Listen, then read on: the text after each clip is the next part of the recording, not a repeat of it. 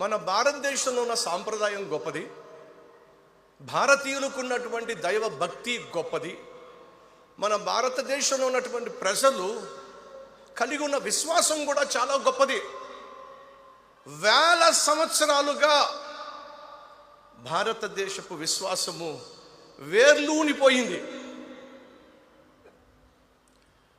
ఒక భారతదేశీయుణ్ణి బలవంతంగా మత మార్పిడి చేయడం ఎవరికైనా సాధ్యమా? ఇది నా ప్రశ్న. ఉచితంగా మందులు ఇచ్చేసి, ఒక పూట భోజనం పెట్టేసి, ఒక దుప్పటి ఇచ్చేసి మత మార్పిళ్ళు చేసేస్తున్నారు, మతంలోకి లాగేసుకుంటున్నారు అని చెప్పి దయచేసి మన భారతదేశీయుల్ని చుడకన చేయకండి. మన భారతదేశీయులు వారు కలిగి ఉన్న నమ్మకం,